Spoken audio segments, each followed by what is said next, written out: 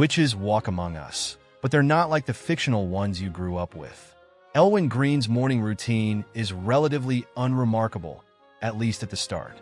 With his wife, Green wakes up his 3 daughters, makes them breakfast, and prepares their lunches. Once they're shipped off to school, and after he's had a moment to meditate, he'll take a walk near his home on Northern Ireland's rugged Causeway coast. While he's out, he'll typically talk to the wind. Green might feel the air swirl around him, or the force of a gust pushing dark clouds into the sky, blotting out the blue. He hears the wind speaking, so he may feel compelled to ask it a question. Sometimes the wind will answer. He has a similar impulse when he overhears trees whispering to each other or the waves crashing. For most people in everyday life, that's a sign of madness, he said.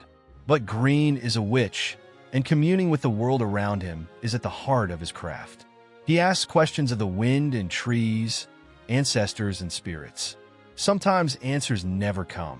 But witchcraft, to Green, isn't about finding answers to life's big questions or deaths for that matter. It's about finding beauty within the chaos. Sometimes it's not about knowing, Green said. Knowing is overrated.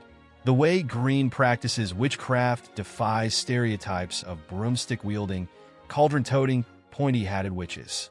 He doesn't belong to a coven. He's not Wiccan or pagan, religions that are rooted in witchcraft. He has a few cats, though they're better suited for snuggling than serving as helpful familiars. There is no one way to be a witch, he said. Tenets and rituals are unique to all who practice.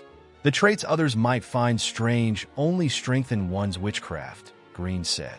We've never belonged, he told CNN of witches. If we belonged, we wouldn't be witches.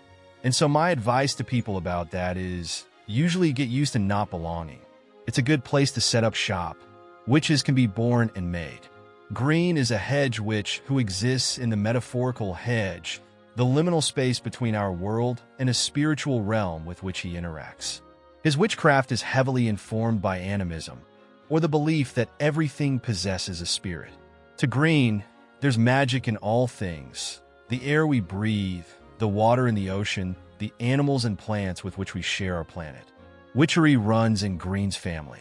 He was raised by his 2 aunts, both witches, who shared their house with spirits and encouraged Green to find his magic. Though both have since died, Green said one of his aunt's spirits occasionally pops in for a chat. Andrea Simeoa, meanwhile, wasn't raised a witch. She came to the craft innocently as a child, when she and her friends would make potions with leftover condiments from neighborhood parties. Playing pretend witches, they'd cast spells to make it rain and dance under the moon. We didn't know what we were doing at the time, the Floridian witch said. The practice became more important to her when Catholicism, the religion in which she was raised, started to feel too restrictive. Simeoa said she resists inflexible rules, which is partly the reason why she doesn't belong to a coven either. Even in her early 30s, Simeoa retains a carefree approach toward witchcraft. Her eclectic interpretation, which pulls from several witchcraft traditions, has very few rules, if any. She even published a spellbook called Lazy Witchcraft for Crazy, **TTY days, inspired by the way her chronic illness has impacted how she practices her craft.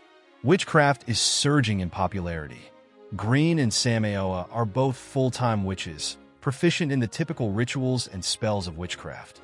Green performs a banishing ritual every morning to rid his environment of negative influences, and Simeoa makes a curse-removing wash with herbs, citrus, witch hazel, and quartz to keep harm at bay. While they practice witchcraft solo, they're performing it for an audience. Green and Simeoa are both popular figures on Witch Talk, a popular TikTok community whose members share tips for improving their craft with fellow witches of all experience levels. On TikTok, Green, who also hosts a podcast and a Patreon, performs readings using bones and tarot cards for commoners who ask him heavy questions about their love lives, careers, and safety of their families. It's a weighty task, so Green chooses his words carefully. Simeoa, meanwhile, often shares no-nonsense rituals and videos peppered with profanity that require little more than an open mind. She also sells spell kits.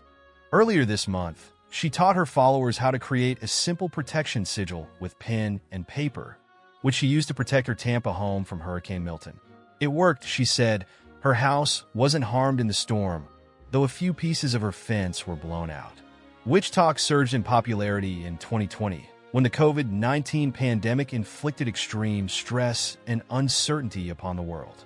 Even in the months before the pandemic upended life as we knew it, witchcraft was on its way to a comeback, partly as a response to societal unrest in the wake of the 2016 election and the hashtag #MeToo movement, The Atlantic reported in 2020. Pam Grossman, a pagan witch and scholar, told The Atlantic that the more frustrated people get, they do often turn to witchcraft because the typical channels through which they accomplish things have stopped working. But witches who come to the craft to attain power or control will be disappointed, Green said. Witchcraft is a way of interpreting the world and finding one's place within it, but there are never easy answers or flawless fixes. Control within nature doesn't work, it's chaos, he said. It teaches us magic isn't hard to find if you keep an open mind. Being a witch doesn't require belonging to a coven or nailing a complicated spell, both witches told CNN. Witch-centric media like Hocus Pocus, American Horror Story, Coven, and Agatha All Along may show fictional sorceresses brewing potions in cauldrons, making soul-sacrificing pacts and harnessing their magic for dark purposes, but none of that is required to be a witch. One doesn't even have to understand how magic works to be a witch, Green said. Just accept that it's there and use it. In fact, both witches said, fictional depictions of witches are almost entirely inaccurate. As long as your intentions are clear and your mind is open, you can become a witch, Semeoa said.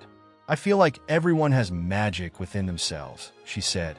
While Semeoa's book includes spells intended to bring their casters money and abundance, some of the most essential spells she shares are for self-care and healing. It's not easy to tell when those spells have worked, as there's very rarely a simple fix for problems so nebulous. But once they've worked, a witch will know, she said. Since the magic is coming from you and you alone, if you're not feeling like you love yourself, your magic isn't going to be as strong as you want it to be, she said. Taking care of yourself is better for your witchcraft. Both witches said that practicing witchcraft is healing, even if the process remains unfinished. Witchcraft is a transformative thing. It changes us, Green said. I believe we have to embrace every aspect of ourselves. The hardest parts, we have to love it. That's our empowerment.